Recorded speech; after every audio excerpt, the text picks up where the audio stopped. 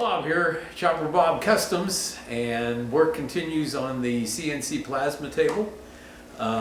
Please like the videos. If you got any comments, any questions, put it in the comment section. By all means, subscribe, and then hit that notification bell so you know when new videos are coming up. Today, my intent is to get the gantry assembled and probably preliminarily adjusted on the Y-frame, and then also to get the belt adjustment pieces finished up, put together and mounted on the frame. Haven't decided yet whether I'm going to tear it apart and paint it or whether I'm just going to leave it raw like it is. Time will tell on that, but basically I need to make sure I can get it together and get it adjusted before I paint it. Anyway, so without further ado, let me get started on welding this, and I'll kind of go over what I've got here.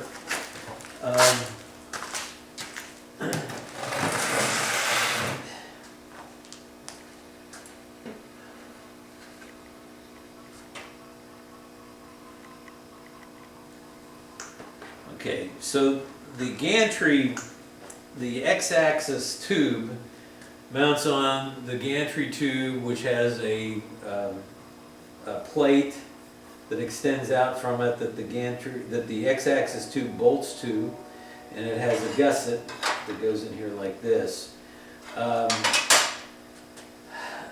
In going through it, I found some discrepancies.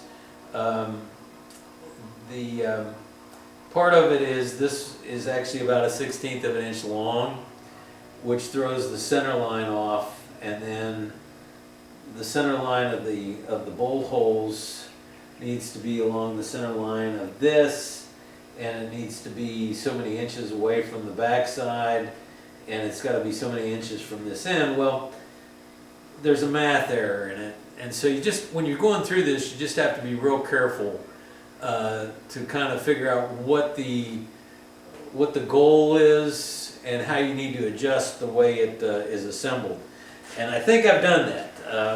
Time will tell, but I've gone ahead and got it set up. I've used squares and got it clamped in place, and I think I know it's square, so whether it's exactly in the right spot or not, I'm not sure. But at any rate, I decided to go ahead and MIG this, just because it's quicker and well, it lends itself to MIG welding pretty well.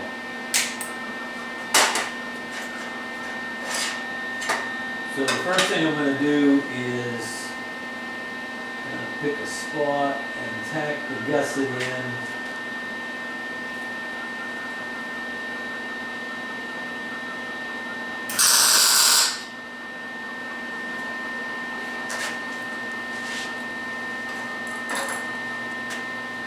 I don't know how critical it is that this is square, but I figure if it's square, it's better than if it's not square.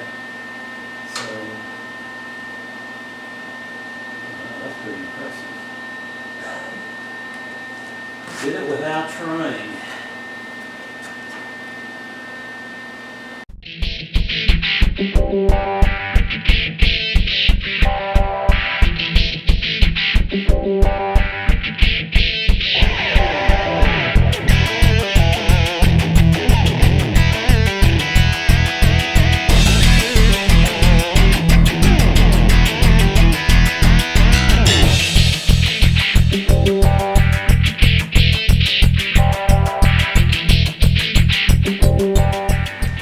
Okay, so the next thing I'm going to do is make the belt mounts. These started off life as a 2" by 2" angle iron with one leg cut down to short, and this is the idle, the non-moving mount right here. It's obviously got two fixed holes, and then it's got a slot for the belt to go through. And then the active one instead of having the 2 holes, it's got 2 slots, so it can slide back and forth to allow adjustment of the belt tension. Then there are the pins and the nuts that they slide into.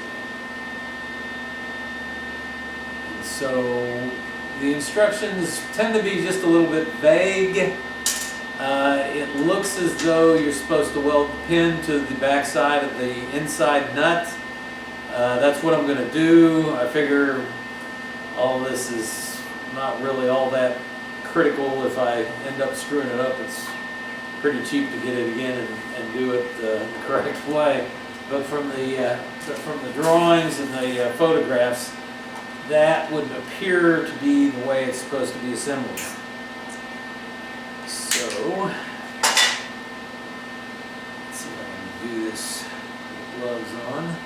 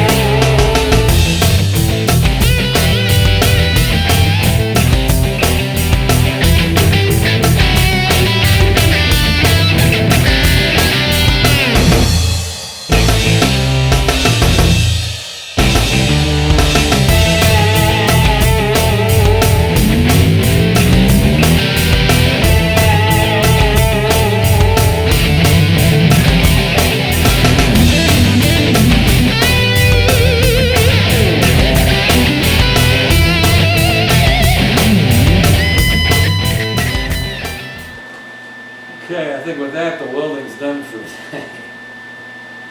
Alright, so let me pause this and get set up for the next go. Okay, so I'm putting the 3D printed parts on the end of the gantry tube. Unfortunately, 2 things happened. One is apparently the drill bit wandered on one of the screw holes that requires a flat head screw, and 2, somehow I managed to get through my entire shopping list and I did not get the 4 flathead screws. So I'm going to have to hope that Ace has them tomorrow, and if not, I'm going to have to run down to J&E, and they've got a $5 minimum. This is not good.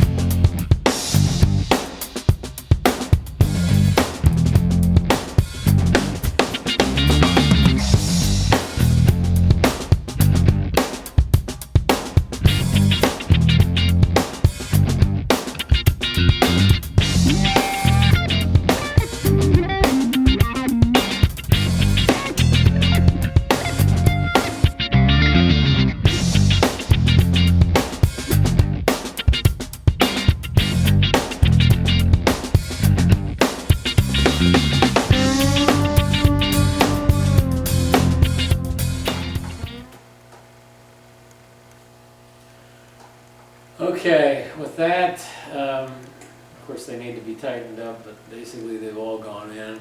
What I did there was, I used transfer punch to get these holes center punched. And apparently my bit wandered a little bit while I was doing the drilling, or something happened. But at any rate, I've got them all going in there now. I think some of the countersinks on these flatheads, I'm probably going to have to work a little bit with a die grinder so that they do actually countersink. And I don't know what happened. I either left them off of my list, or when I was reading my list off, I didn't say that I wanted them, or he didn't hear me when I said I wanted them, or maybe they charged me for them and didn't put them in the bag. But I need 4 1032 by 3/8 flathead machine screws.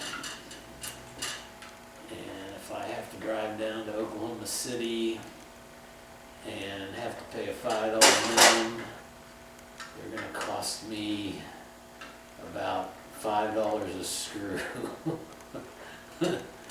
Yeehaw. Anyway, alright. So prepping the bearing blocks, all of the holes for the set screws need to be tapped.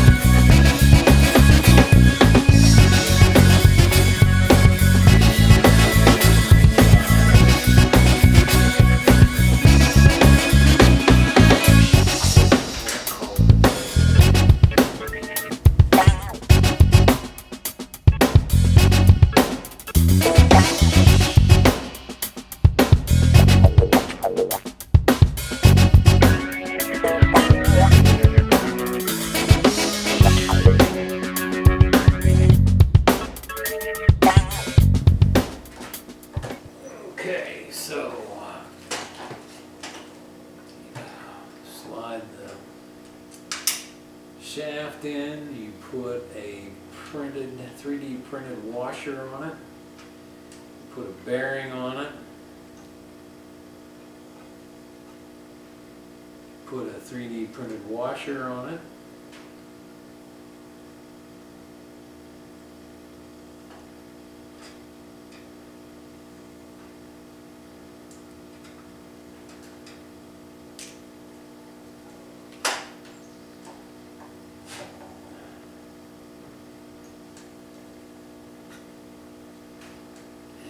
I guess I only needed to open up 2 bearings. I don't know why I was thinking there was 3. So 3D printed washer. This is a challenge.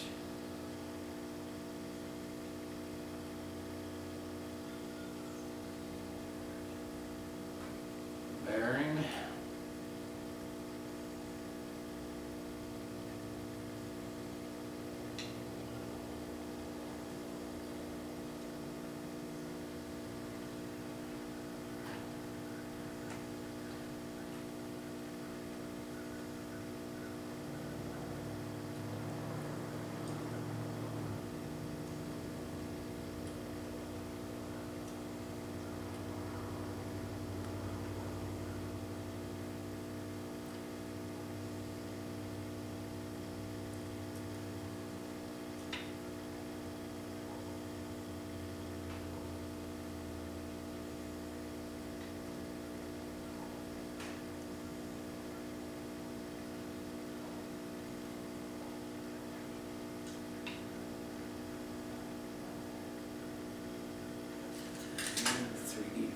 washer.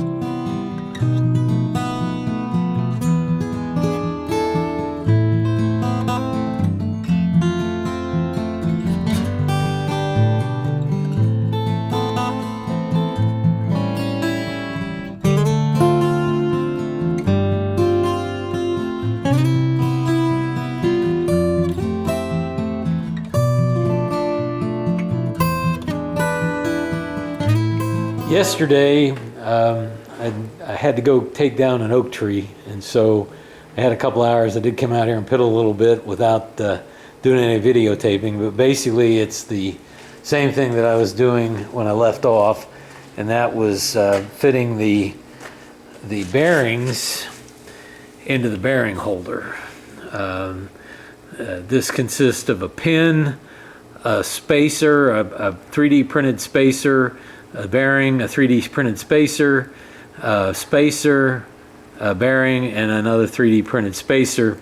And you do that 4 times on each bearing holder, and you do it on 2 bearing holders. And it's pretty much an exercise in manual dexterity, eyesight, and patience. Anyway, so got those assembled, got them put on here and roughly adjusted, and then bolted them to the carriage. And as you can see, it slides very well. This is the metal sleeve that I made for the whatever happened on the plastic 3D printed spacers that was supposed to be here that I used possibly in the wrong spot. Here again, the drawings and the instructions just aren't quite clear. But got the X-axis installed. I had to do some adjusting on it so that it is perpendicular to the Y-axis. I'm not saying that it's perfect right now, but it's close, and I do have a little bit of adjustment on that. Got the belt mounts. That's the idle one, and this is the active one that can be adjusted. These are the 3D printed blocks that get threaded, and then the bolt comes in here so that you can loosen up the Allen screws, the cap screws, and adjust the belt so that you adjust the belt tension. That'll be coming down the line. Also got that done on the top one. And so we are to the point right now where, like I said, this slides very easily. I've got it preliminary adjusted. You can adjust the angle of the X-axis with the set screws here, here, here, and here. And I've preliminary adjusted it. Of course, I've got other stuff that I have to put on here. The X-axis carriage has to go on here, the motor plate, and then the motor, and of course the pulleys and the cogs so that the X-axis carriage will slide in and out. The motor for the Y-axis goes over in here. And of course the belt goes along that side right there. And then I've also got to assemble the Z-axis because I am going with the adjustable Z-axis. And of course on that I'm waiting on parts. But today I'm going to go ahead and finish up this part of the process where I get the X-axis carriage on here, ready to make the motor plate. I'm holding off on making the motor plates until I actually get the motors to make sure that they're correct.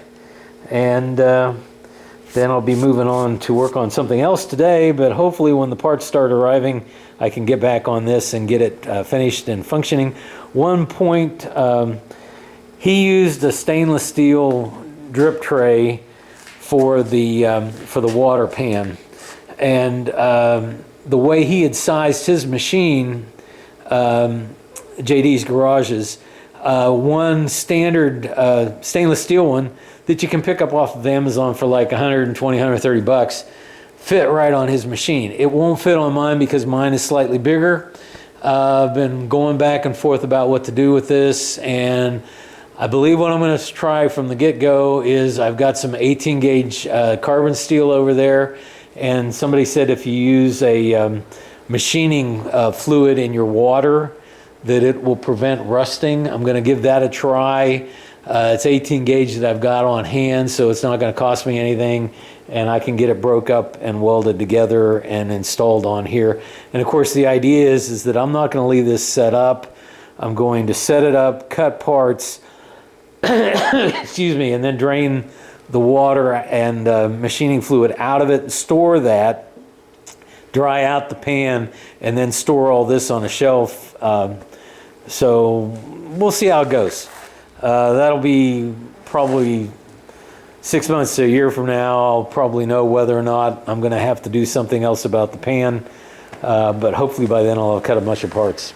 The only part that has come in is I did get my ammo crate yesterday. The ammo crate has a rubber seal around the lid. I am going to have to drill holes in it and put a fan in it, but I can control where those go because I want to keep water and I want to keep dirt and sparks and everything else out of the electronics. That's going to be my electronics where I put in the control boards and the Arduino and the power unit and the of course the fan is all going to go in there. So at any rate, so let me get this set up and I'll show you where I'm at on this x-axis carriage. Working on the x-axis carriage right here. Fairly simple piece that has a lot of holes to drill. You do have to do post-printing processes, which consist primarily of threading. I had to do it on the bearing carriers and had to do it on the mounts for those countersunk holes. But in this case, it's primarily just threading. You've got to thread 12 holes. I've threaded most of them except for 2. There is this one right here for the set screw, and then there's one right here for the bearing shaft. Now, let me go over something real quick on this. They recommend a certain tap for this hole right here. And I'm sure it'll work fine. Fortunately, my snap-on ones that I've had for years and years and years worked fine as well. But they do give you a part number and an R1 tap that works well for doing these holes. The other thing about it is there are basically 3 different types of holes on this system. Some are open holes, which means you thread through, so that means you can run the tap all the way in. You can clean the flutes out while it's still in the piece, and you can back it out and you don't have to worry about jamming the chips up, because actually these aren't chips, it's sort of melted plastic that gets in the flutes. But I haven't had any trouble backing them back out. It gets a little stiff in places, but other than that it's fine. Then there are holes where you cannot, you can thread it all the way in, but you can't see the end of it. And then there are holes that are blind holes, which means that they bottom out. So if you've got a standard tap, it'll bottom out. You can get bottoming taps to finish the hole up. What I've been using on most of them are, since this is plastic, it cuts rather easily. So I've been using my thread chaser. However, on this particular piece, the thread chaser wasn't long enough. And so what I did was I took just a regular bolt that was long enough, and I took a cutoff wheel and cut 3 flutes down in the bottom of it, and I'm using it to finish the hole off on these blind holes on this one. So with that, let me get these last 2 threaded. On the first one, I don't have to do anything except clean the flutes out, and on the second one, I will have to use my homemade thread chaser.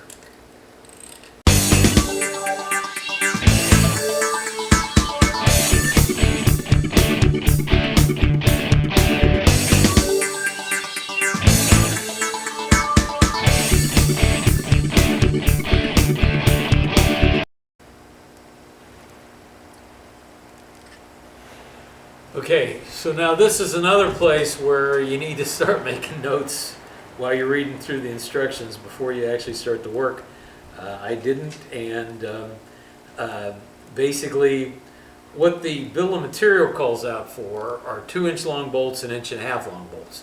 But then when you get into the assembly instructions, what they say is to get 2.5-inch bolts and 1.75-inch bolts and cut some of the threads off, and then that way the bearing is riding on the unthreaded shaft of the bolt rather than on the threads where it's not quite as stable.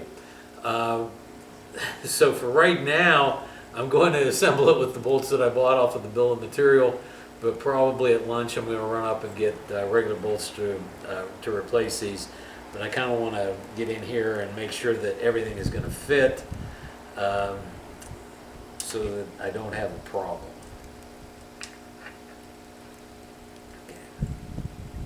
And we're back to manual dexterity, good eyesight, and patience, because you have to put a spacer in, you have to put a bearing in, and then you have to put a spacer in. And it's this last spacer that, and sometimes they go in, and this one fits nice and snug, so this one should be a fairly easy go of it. If they're loose, they fall out. If they're too tight, you can't get them in. And that went fairly well.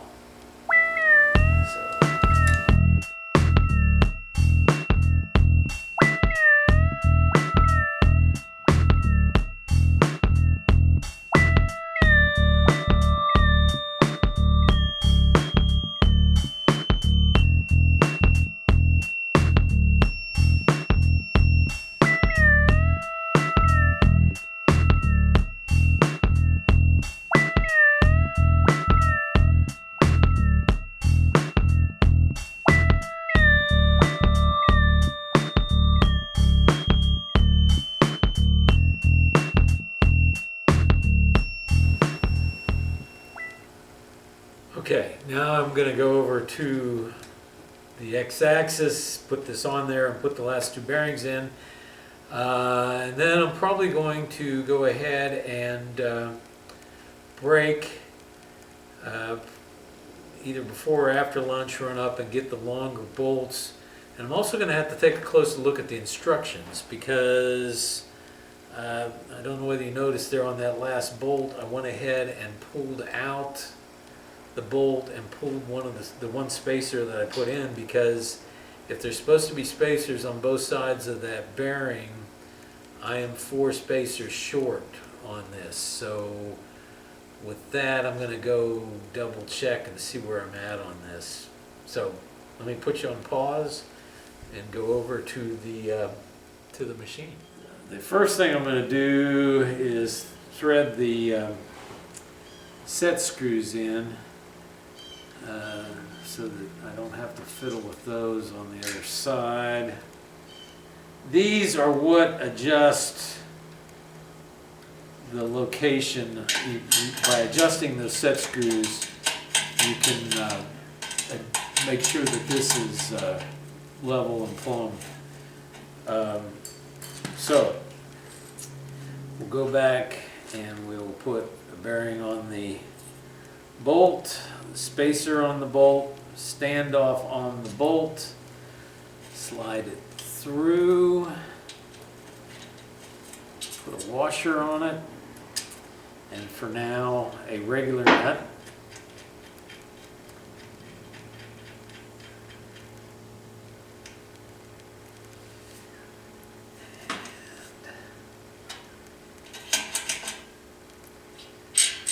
And we'll do that twice.